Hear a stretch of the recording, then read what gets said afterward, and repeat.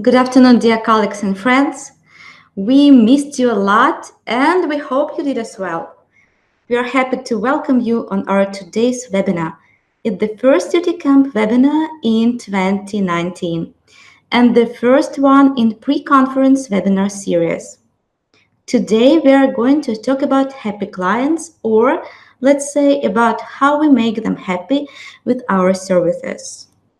While we are waiting for the rest of the audience, please type any sign in the chat so I will be able to know you hear me well.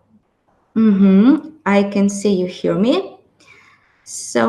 And I need to say that we are broadcasting all our webinars on YouTube and on Facebook at the same time.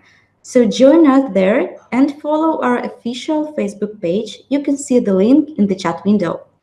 And of course, we really appreciate your feedbacks. So you're welcome to share, to comment, or to like our videos. And ta-da! We are happy to invite all of you to our offline conference, UTICamp 2019. It will take place on July 22nd, 28th. And it will be a whole week of presentations and courses of translation industry trends, open air networking in pine forest on a riverbank. In order not to miss any news about upcoming conference and pre-sale announcements, join our event on Facebook. You can see the link in the chat window as well. And our call for papers campaign is in full swing now. If you have a topic in mind and you would like to share your knowledge or your opinion with colleagues, don't hesitate, just visit our website and apply as a speaker, or you can just email us. Our address is content@utic.eu. And besides, the participation in UTICamp 2019 will be free of charge for all speakers. And we would like to thank our sponsors and partners, companies who make this event possible: Language Solutions Pro, Logrus Global and Logrus IT, NIMSI Insights, T-Services, Linguistic Center, as well as our media partner, Belarusian Translation Forum. And in case you're interested in supporting UTICamp 2019 too, you can find all sponsorship opportunities in our website in sponsors section. And today's meeting is going to be hosted by me, Irina Wieser, UTICamp CMO. And now let me introduce our speakers, Leonid Glazychev and Fedor Bezrukov. Leonid graduated from the Moscow Institute of Physics and Technology, specializing in plasma physics and computer simulation. True to his scientific background, Leonid is continuing to research and publish papers on issues such as language quality assurance methodology, process and metrics, client and project management, industrial revelation, and myth. Fedor Bezrukov graduated from Kiev Taras Shevchenko University and started as freelance translator, then joined Logrus International Corporation as department head, then was appointed as executive director of Logrus Ukraine. He is a localization professional with more than 15 years of experience. At UTICamp 2019, Leonid is a member of Business of Translation Track Program Committee, and we will be happy to see Leonid, Fedor, and their colleagues at UTICamp 2019 in July. Now let me turn it over to our guests. But before we do that, I want to ask all of our attendees to send questions in the chat window. I will ask them at the end of the presentation. Hello, Leonid. Hello. I hope you can hear me, and I'm very happy and very proud to participate in this season opening for UTech. And hello, everyone. I hope you're feeling well, and we really appreciate you finding time to attend. We hope not to disappoint you. Thank you. And while you're preparing the presentation, I'll turn it over to Fedor. Hello. Hello, Hello. everyone. Thank you for joining us. I hope this webinar will be useful and interesting for you. Mhm. Thank you. Thank you. And Leonid, we Okay, can start with the slides. perfect. So we're proceeding, and I'm really happy to do that. I think we're running live, and Irina, please confirm this so I that we confirm move from. everything is okay. You can just switch the next slide. Mm-hmm. Perfect. Thank you so much. So here we are. Yes. So all of you have heard or maybe read the fable about the three little pigs, or at least you watched the cartoon. Just a reminder, in the original Disney cartoon, there were just three little pigs that you see on the screen. And they were called the Fifer pig, the Fiddler pig, and the Practical pig. But there were four pigs in the original early 19th century fable. The fourth pig didn't bother itself with either building houses or running from the wolf. It simply walked around the forest and gave everyone the finger. And its name was Fof.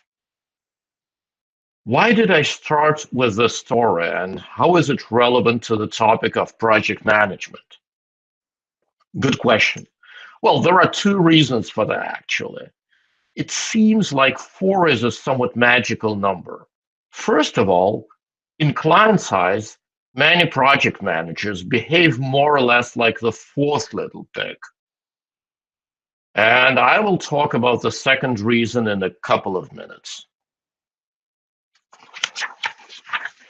So, first of all, we are not going to talk today about strategic, structural, or systemic changes because they require a lot of time and effort. And we're here not to tell you everything about building the company or how to run all the projects or how to do some big things.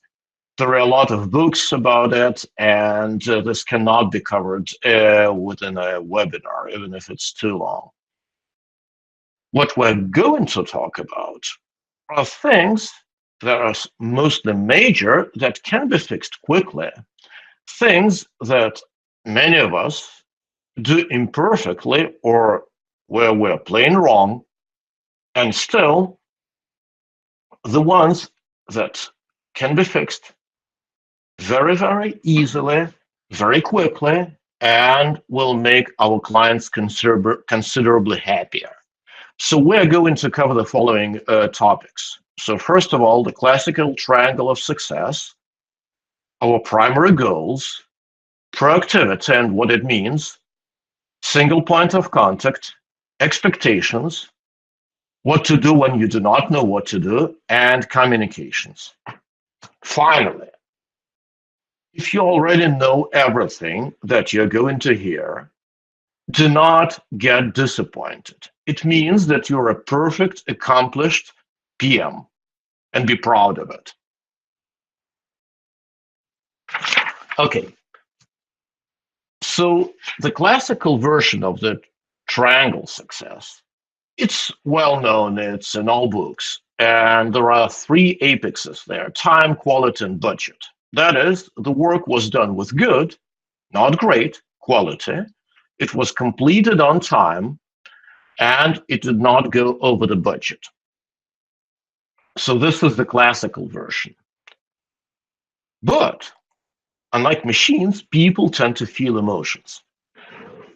Say the GPS navigation software that suggests you to turn right 4 times in a row while you're unabatedly proceeding straight ahead because you know there'll be fewer traffic jams on your way. It does not feel offended. It just continues issuing those warnings. But a person can feel that way, especially if you do not bother explaining your actions, even if you're completely or partially correct. Even if you handed everything back on time, with good quality, and within the budget, remember three apexes, but during the process, the client initially felt nervous, sent emails, called, then had to take tranquilizers, and ended up drinking brandy in the morning, this client will most likely not return. Neither will this client ever give us positive feedback. Hence the fourth success criterion. You completed everything and you did not cause unnecessary headache or stress for the client. Moreover, the level of influence the project manager has over different components varies. You have limited influence on the project budget, given pre-negotiated rates and a clear scope of work. Your primary task is to optimize labor costs, eliminate or minimize senseless activity, and avoid rework. Your control over both schedule and quality is significant, but not comprehensive, because the project usually involves third-party suppliers and other people.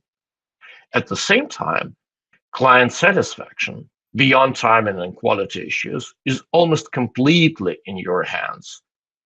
We're retracing our steps to the presentation title that it got for a reason. You can deliver on time, within the budget, and with an almost perfect quality, but still make the client mad. Okay, so let's talk about goals. So what is the primary goal of a supplier? What do you think? Okay, first guess probably wrong, and right. Try to understand what is really important for the client. What is a priority? What causes most negative emotions? And a sincere desire to do everything exactly as they want. Active listening skills can help here when we're not listening to the client, not simply listening, but trying to understand what they're trying to convey and what they really need. The function of the project manager is clear: organize the work and ensure its timely completion, including the delivery of quality materials within the planned budget. However, both clients and suppliers understand that on most projects, the lion's share of the work is performed not by the manager, but by other people, including third-party suppliers. Hence, the client is constantly mulling over the idea that all these people can be hired directly at a lower cost and without the so-called redundant intermediate link, that is the project manager.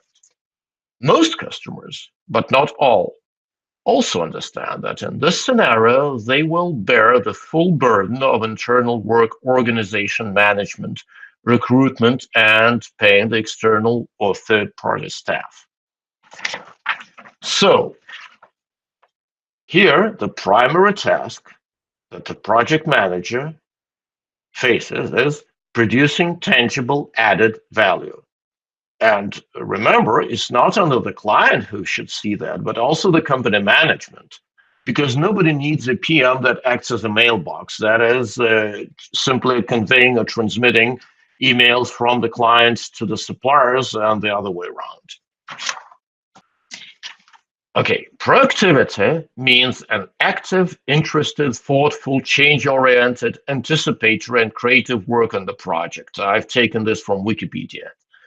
Curiously enough, even the word proactivity is missing from many world languages, including Slavic ones. And a scientific explanation leads the reader straight into the impassable psychological jungle. Well, in real life, proactivity is the direct opposite of reactive behavior, when we just try to react to events, which means provide the client, and management, of course, with not just the status of the project, but with their understanding of the overall situation, including its development, issues, tasks, and various resolution options. Decent and balanced behavior in a difficult situation and creative solutions to problems that no one could predict. They add points to you and your team in the eyes of the client. All of the three losing point types of behavior at the bottom of the screen. are also perceived by clients as unmistakable symptoms of unprofessionalism. So now I'll talk about a particular localization example that happened in real life at our company. So we were doing a learning course, and we both created the original English one, and then we're localizing it into Chinese with a critical handback date. So 2 days prior to final delivery, the client sent us some changes. And first, they wanted to fix subtitles, adding English terms in round brackets after Chinese ones. That actually immediately raised the question, should we change all instances of these terms or just the first one? And also they introduced small translation fixes. The problem, a complete fix implementation meant re-recording pieces of the Chinese soundtrack. And that was actually impossible to do within a couple of days because it requires several days all in all. It includes post-production. It requires that both the original voice talent who did the recording and the studio are available. And we only had 2 days. So, using the wrong approach, we would have started implementing everything that the client asked in a hurry, including making the decision about English terms in brackets as we saw fit. That is, whether we put them in brackets after every term or just once. We would have spent at least 4 days altogether implementing fixes, a lot of money, with no way to charge for it. And the client would have been extremely unhappy because their priorities were not observed. Well, in this case, we did the right thing. Namely, we explained the situation to the client and provided several scenarios for implementing changes, including the volume of work and potential delays in each case. So first, we asked whether we need to add the English term only once or in all cases after the Chinese one. And the client PM said that actually they didn't think of that alternative, and come to think of that, they selected the simplest approach, that is only once. Less work. Second, we have also suggested not to re-record the soundtrack, given that terminology changes were minor, and only to fix the on-screen text and subtitles. That would make it possible to implement changes within a single day. And the client decided to use this economical approach, emphasizing timely delivery as a priority. As a result, changes were minimized. We demonstrated understanding of the process and proactivity, and also took clients' priorities into account. The client made the decision, so obviously they were happy with the results. And if they were not, they had nobody to blame but themselves. Single point of contact. Under all circumstances, the client should feel that the project is in good hands and that they only need to deal with a single person or a single contact. The person with whom the client communicates, even if it's an alias that represents a whole team, must be aware of everything happening with the project, create plans and propose solutions that take into account all factors and details, and also ensure that the actions of all teams are consistent and synchronized. Never try to shift responsibility. I repeat, never. Do not write anything like that's a supplier's or translator's or editor's fault. Quality, keeping the schedule, and everything else is your responsibility, period. If a particular person goes on a vacation, gets sick, and so on, a clear procedure for handling over and handing over general management tasks must be followed, which includes assigning a new temporary project manager, updating this person on all details and components of the project. The best practice is to keep at least a simple document with clear instructions for each project plan. In this case, even when faced with an act of God, such as a substitute PM suddenly falling ill, you will not have to explain everything anew. And please make sure that the new project manager is introduced to the client and all required details are provided. That is, explaining that the person has simply been added to the team or will temporarily, permanently replace the primary manager or whatever else. The client needs to have peace of mind and needs to understand the team structure and see management continuity. In no case should communication be moved to a lower level, and the client should not be forced to communicate directly with individual experts or teams. This is especially true when issues or problems arise, and the PM brings a number of team members into the conversation while withdrawing from the discussion. This leads to excessive communication, and the client is forced to micromanage our team. This confuses and strains people, and most importantly, creates a global sense of chaos, as well as lack of leadership or synchronization. Because more often than not, various project components are interconnected. Well, here we're talking about general project management. It doesn't mean that you should prevent specific client-side experts from communicating with their peers on your team, or say involving specialists when it comes to clarification and details. Well, some clients do try to micromanage, let's be honest, and it's not your task or goal to reform them. Simply assemble a production team that fully understands the client's approach, is ready to work that way, and keeps the client happy. And always notify of any possible team changes or backups. One example. We have created a video clip about a software product and localized it into Chinese. You've already heard about it. Different parts were executed by different teams because localization has little to do with video creation. After watching the video, the client wanted to divide it more clearly into parts dedicated to different aspects of working with a product. So we added correspondent fragments in English to the script and the text, but due to lack of overall coordination, our mistake, the Chinese translators and the voiceover studio did not learn about the change in the script in time.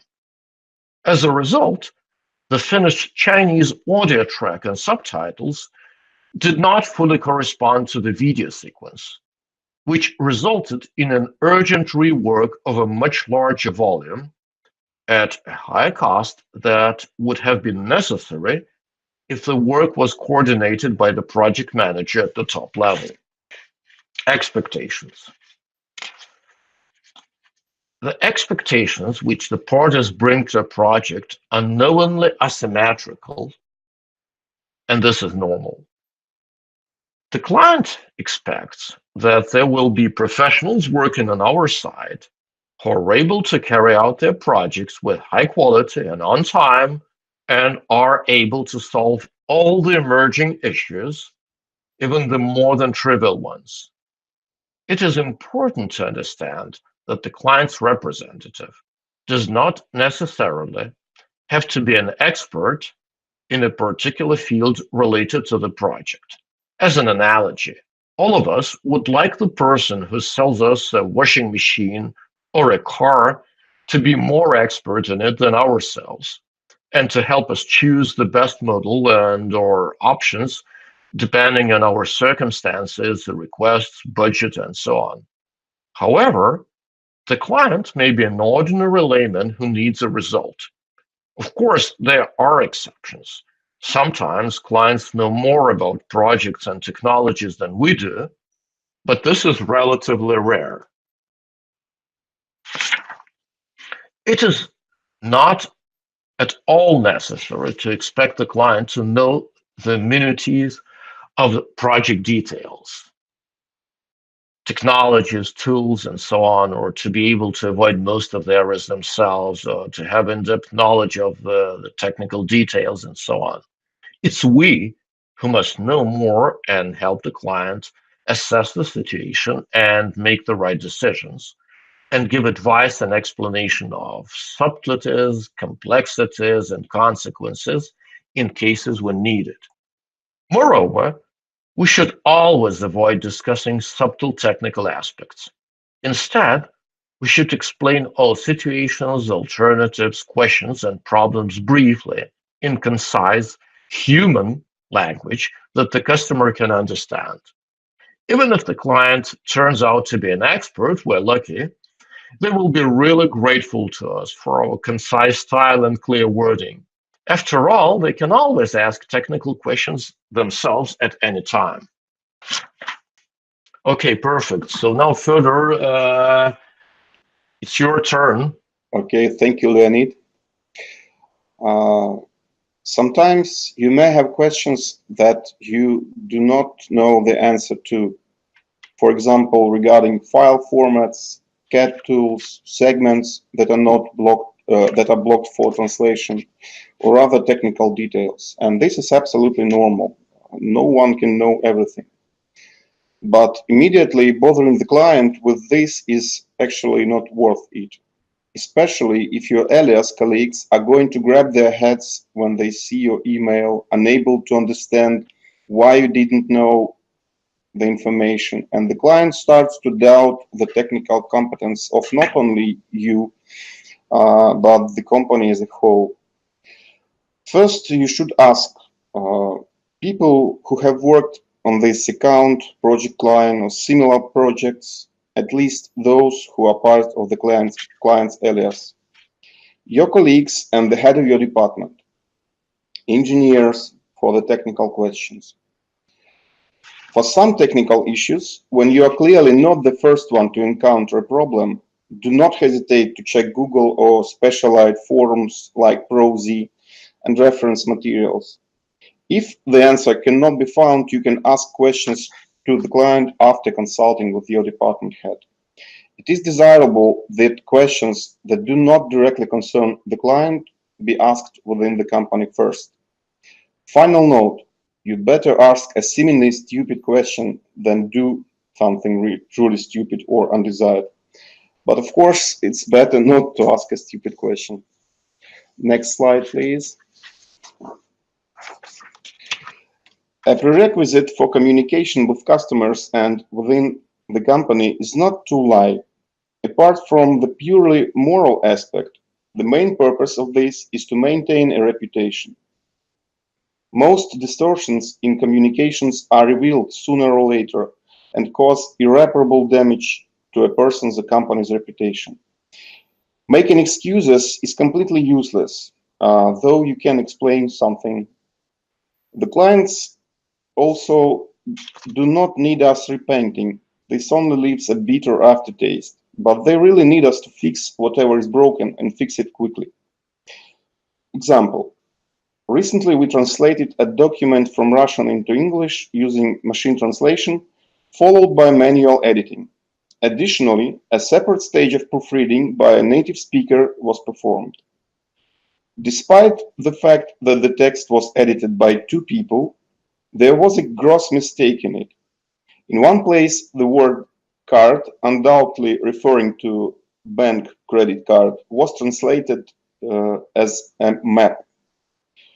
The client noticed this and asked how it happened, clearly expecting us to start making up fantastic explanations. But we gave a brief and honest answer. This, of course, is our gross mistake that two people managed to miss, and which in no case should have gotten into the final text. During translation, translator gets suggestions and hints from translation memory, term base, and our private machine translation engine. We sincerely apologize and will do our best to prevent this from happening ever again, including clarifying the instructions to editors and proofreaders. This was the end of the correspondence. The damage, of course, was done, and how else, but it was reasonably minimized. And the client realized that we were trying to communicate honestly. You should be very careful when reading and analyzing letters from the client. Look not only for the answers and information you expect, but also for any other thoughts, instructions, and suggestions. We have often faced problems when a client's letter listed 5 requests or tasks, but our PM noticed only the most obvious 2 or 3 and ignored or did not notice the rest.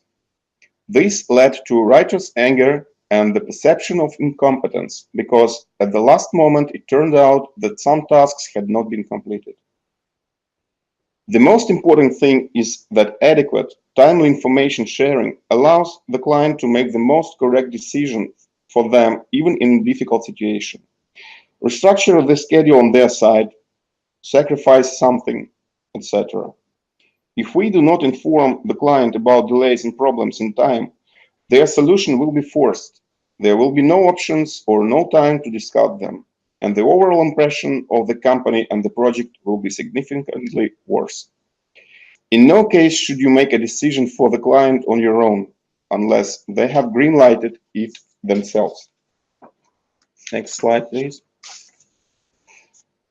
In a normal situation, a simple response or confirmation, like we received the letter, the request is being processed, etc., should be sent to the client within 1 hour during working hours and a maximum of 2 hours outside of working hours. Within reason, of course. Overnight requests are an exception. Modern communications and corporate cloud platforms, which are accessible from a variety of devices, including smartphones and tablets, allow you to quickly respond to work issues beyond the work hours. It won't take long, but the client's and your colleagues' opinion of you and the company as a whole, including those of clients and colleagues in other time zones, can grow noticeably. In all cases, the client or potential client should be receiving answers and confirmations to their letters and requests within 24 hours or faster. Next important thing, be sure to use numbered lists for emails containing more than one thought or question, etc. Never ever mix different thoughts, questions, or statements in one paragraph. This simplifies reading greatly and increases the likelihood that the answers to all questions included in the letter are clear to the recipient. If a particular proposal, thought, or question has options or qualifications, write it shown as a separate sub-item. If the client has not answered one of your questions in reasonable time, do not wait any longer. Repeat the question in a purely business manner, clarifying that you have already asked it and that the answer is needed in order to continue or finalize the work. If the project moves on to the next week, regardless of specific requirements and agreements, then at the end of the week, the project manager or responsible staff member must send the client a status report that includes the current status of all project components, current problems, their level of severity, proposed solutions, and their impact on the overall schedule and or quality of returned materials, and a list of all materials that are stuck on the client's side and the questions which we are waiting for them to answer. You might perform a certain procedure 3 times faster than usual, tighten the deadlines due to a delay in source materials, work overnight, invent and implement a unique technology, etc. But the client will not appreciate it because they do not know the details or because they are not experts, and may not understand which exactly of the things that we are doing are completely normal and routine and which are extraordinary or simple achievements. At the same time, the client will notice all the negative moments that have been hampered their life, and as a result may remain dissatisfied. Example, artist from the circus show Cirque du Soleil said in person that the audience did not understand the real complexity of certain acrobatic tricks. Those which appeared most spectacular to inexperienced viewers, which most are, were often quite ordinary tricks, while the unique tricks, which took months and years of work, did not gain any admiration or special applause. The same applies to any job that includes a lot of specifics. While in most cultures excessive self-glorification is viewed negatively, we can never play the part of the unknown soldier who single-handedly blew up the enemy's blockhouse and at the end of the day received a scolding from the foreman for not cleaning his belt buckle completely. We must do both things: report the heroic deed and clean the belt buckle. Let's move on. Next important thing, be sure to change the subjects of your emails to match their content. It is especially important to change the subject or title of the letter if it refers to some flaw or problem on your side. Employees often respond mechanically to the last email from a client or from a colleague, even if the content of their discussion has long been inconsistent with the subject of the original email. This results in extra long and completely meaningless headers with lots of res in it.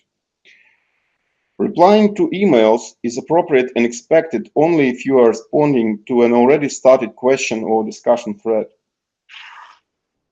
If the subject has changed, you should change the message header even if the client has idly answered you with re.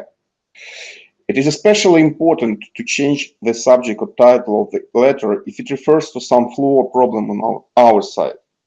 When this happens, the letter header continues to escalate an issue even though the misunderstanding has been eliminated and discussion would have moved on to another subject long before. Furthermore, it causes the client to build a subconscious connection between you or your company and the poor quality of work, which in no case should be allowed.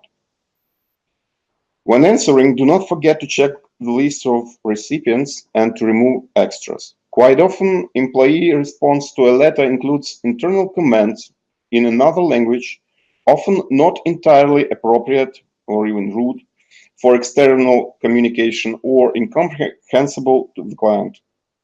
Please check the list of recipients before applying, especially when you make an internal comment on an email from a client.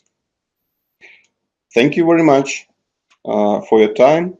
We will be happy to answer your questions, if any. Thank you so much. You're very welcome with whatever questions you may have. And Leonid, Fedor, thank you so much for your presentation. We are sure this information will be useful for both top managers and project managers, and will be a great help, for them. Yes, we have some questions. And the first question is, if you're talking about artificial intelligence, because some say it will replace project managers soon, of course, it's more reliable because it reduces risks of human factor, but what advantages of human-conducted projects do you see? Can we teach AI empathy, intuitive behavior, and so on? Great question. Okay, Fedor, do you want to answer or should I do that? I would like to answer that, but you may add up, okay? In my opinion, the aim of project manager, of talented project manager, is to build a working process that will require minimum time and efforts in future. So if you build this process once, you actually will not have the necessity in AI, to my mind, but I may be wrong, of course. Leonid? Oh, an interesting start. So I'll put it differently. The whole, well, I mean, it's a very good opinion because I didn't even think of that. But if you listen to the webinar, you've noticed that most of the things we were talking about were actually exceptions. When something goes wrong, when something is out of ordinary, or whatever else, that is not exactly as it should go. So we need to resolve the situation which is not standard. AI, with all due respect, will work just like a child who you train on certain procedures, or the child learns a language or something. So it will most probably resolve very standard situations normally. Then maybe some minor exceptions. But our goal here and our advantage here is that we can resolve really complex situations. And on large projects with numerous components, a lot of people working on them, and so on and so forth, these situations arise. And that's exactly where you need this human factor that's not ideal, not as perfect, not as relentless, but can resolve complex things. Thank you. And we have another question. So, which one of all PM common mistakes are the worst, project managers' sins, in your opinion? Perfect. So I think both of us need to answer because we may have different answers. Fedor, what do you think? What's the worst project manager mistake, or the most common one? I think the worst PM's mistake is trying to shift responsibility and to put the communication to a lower level, which is actually the same. One more thing that I do not like at all is mixing a lot of questions in a single paragraph and replying with a question to a question, actually. So when the client asks a relatively simple question, the PMs sometimes reply with hundreds of new questions. And I think that's really inappropriate for me. It's Odessa style, So, yes, I agree. Yeah, I would say that, in my opinion, and this especially particularly is important for say two regions. I mean, culture. It's the culture, I think. So first of all, it's Eastern Europe, and second, it's the Middle East. That's where this culture of the silence of the PMs is very widespread.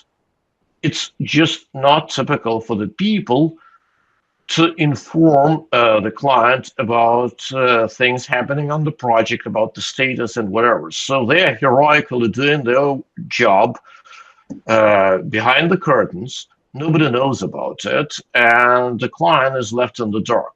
And if you remember, there was a happy hour line on one of the Fedor's slides. So that's exactly it.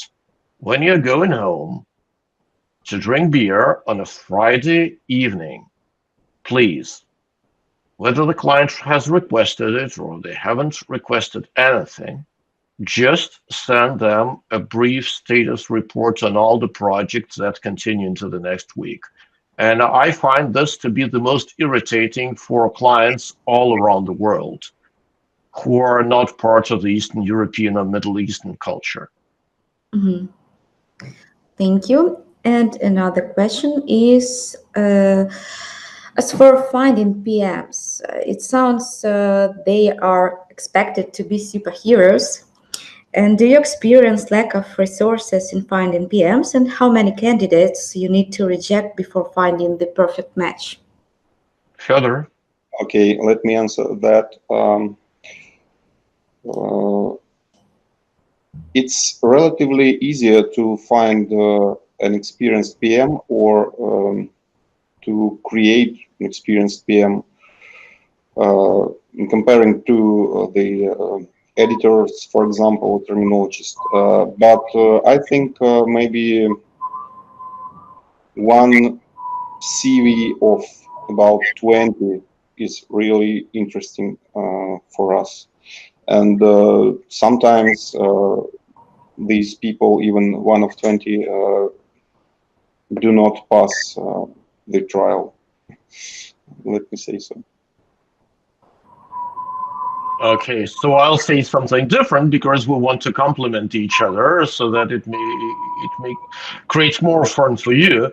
I would say that apart from that, just the statistics, the best answer, in my personal view, is just we need to grow them. Mhm.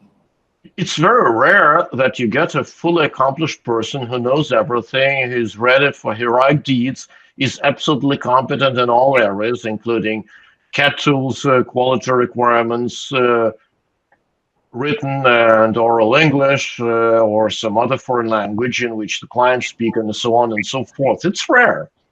But we need to help them grow. We need to provide them with training materials, with live trainings, with supervision from their more experienced colleagues, and give them enough opportunity to become ones, to become those heroes. Yes, Leonid, but even to find a great rookie, if I may say so, PM, you need to choose among lots of CVs. I totally agree. What I'm emphasizing is the fact that most so-called rookies, and there is nothing bad here, it's just a person who hasn't got enough experience, most of them will not pass the most stringent tests. But sometimes Fedor selects them because he sees potential in them. It's not because they are already perfect. The ones who are already perfect, they are kind of already taken, and there are very few of them. Yes, yes. Thank you. Actually, we agree with your opinion and experience. We have the same, I guess. And I have another question about MT. And regarding your example with the machine translation problem, have you agreed with the client before that you would be post-editing the machine translation, not translating from scratch? And does the use of MT affects the project budget? Are problems with MT like you described common in your practice? Thank you for really interesting question. We may use MT as a suggestion if it's not forbidden in our agreement. That's usual practice because current level of machine translation, especially neural machine translation, is very high, and they can really boost productivity. This is actually very interesting for me as I'm responsible for MT deployment in our company. This is actually a huge topic. I would like to cover it as much as possible, but we actually will not have time for this. So I invite you all to UTICamp, and there I hope I can explain and share all our findings, all our experience with this topic. Thank you. Thank you. That's a great wind-up. I'll just add my 5 cents here. So first of all, as soon as I heard the question, I realized that if we were going to answer in full, it would take another half hour at least. So getting back to the basics, that is the questions we were covering in this webinar, I would say that in a sense, the most important thing is expectations. We should never lie. We should never violate explicit client's instructions. So first, if the client has an explicit instruction not to use MT, of course we will not use it because sooner or later it will be revealed. Are those, say, MT specific issues widespread? Well, yes, they are. Every person editing MT should be aware of specific mistakes that the MT makes. And they are different from the mistakes that, say, a bad translator makes. And then, in terms of particularly our policy, we try to be explicit. We always ask the client a question, but this question, I mean, in order to boost productivity and make it easier and, let's be honest, a little bit more profitable for us, we try not to formulate it like, are you prohibiting MT? But rather, are you not prohibiting MT? If it's not prohibited, we can use it if it's applicable, if it really works, and for this particular language pair, for this particular domain, and so on and so forth. Thank you, thank you. It was an interesting case indeed. And I agree with Fedor. See you all at UTICamp this summer, and we will continue discussing all these issues, and we will cover another interesting topics, of course. So it was the last question for today. I must say you goodbye. Goodbye, Fedor. Thank you. Your Thank hand. you for joining us. Have a great day. Thank you, and goodbye, Leonid. Thank you so much for spending time with us. It was a pleasure. Have a great evening or day or whatever, wherever you are. Thank you. And I have some couple of messages for the UTICamp audience. And switching to my slides. Yes, we have our next webinar. And our next webinar will take place on 4th of April. It will be Stanislav Ochvat, developer of TransTools, on how to use FineReader in order to create Word documents with a proper layout, which are translation friendly. The registration is already open on our website. You can see the link in the chat window. And we store all our UTIC webinars and speeches videos in video section on our website, utic.eu. Enjoy watching them anytime you need. And it's for free, of course. And you're always welcome to subscribe our YouTube channel. We publish our videos there, and you'll receive the notifications about our latest videos.